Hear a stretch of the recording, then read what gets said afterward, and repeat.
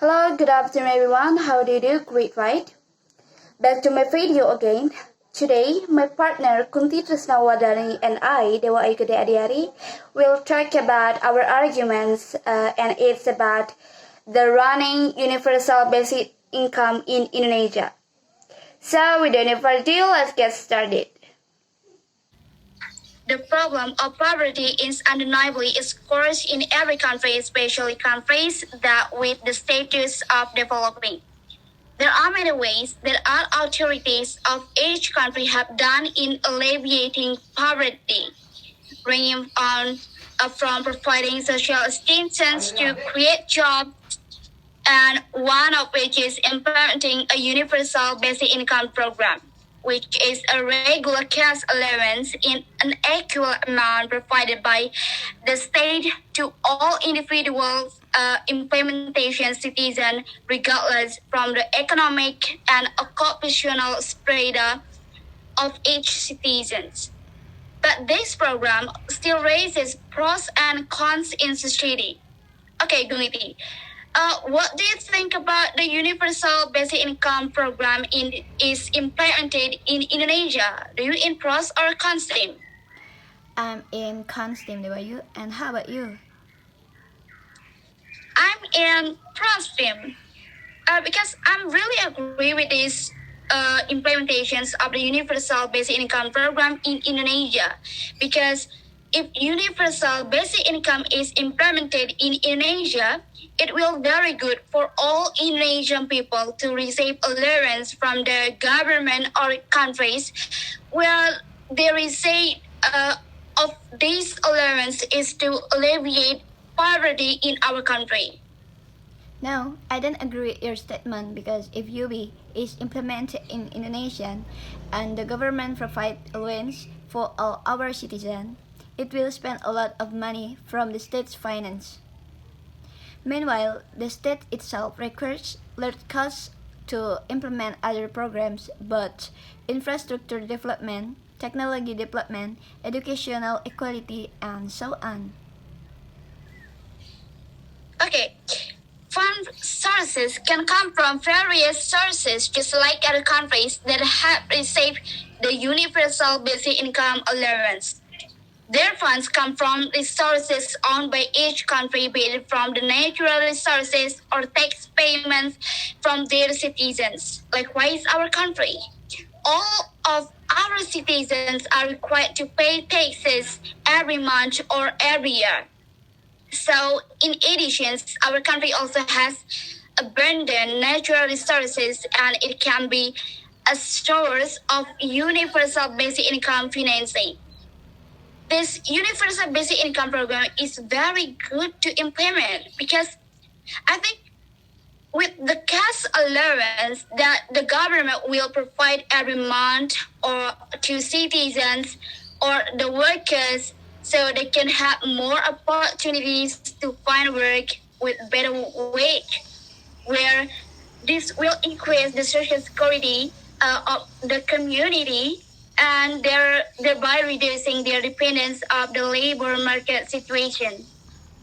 Okay, it does increase social security, but whether it is recognized or not, money is the biggest motivation to work.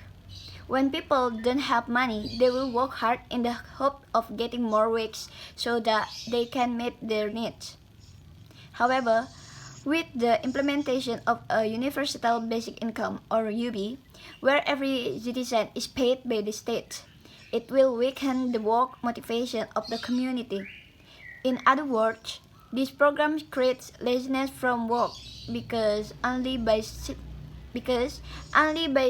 staying at home they are paid for by the state, where the laziness of work will cause a decrease in productivity and cannot generate wealth independently. Okay, many people are worried that if this program is implemented, the citizen will be lazy to work or use the money given for leisure. But all of these worries have proven unfounded because based on research conducted by the World Bank in 2013, Most of the citizens of the country who receive this allowance use it buy food and make ends meet. So, apart from these worries, with the Universal Basic Income Program, the quality of public health is more guaranteed. Guaranteed. And as we know, uh, as poverty will have an impact on the low quality of public health, either one of which is caused a lack of nutritional fulfillment because of of money to meet daily needs. And yes, here is very clear that poverty is the root of all problems, especially health. And with the existence of universal basic income, it can be solutions for the health problem of the poor. And this is because there is a cash allowance for every member of the community that is at least able to reduce a burden of medical costs that must be borne when they are sick. Indeed, if seen from the medical perspective, this can make residents get medical service. But if viewed it from this, the government can make a free medical treatment program for underprivileged people because behind this, in economic law, the demand for goods will increase if purchasing power society increase. Vice versa, if every citizen is paid by the state, then they have purchasing power. This will increase demand for goods and service. As a result, there was inflation. High inflation will currently be more difficult to control. If this happens, the government will work extra hard to stabilize the price of goods and service. What if it fails? The first risk is that the country economy is second and even is recession.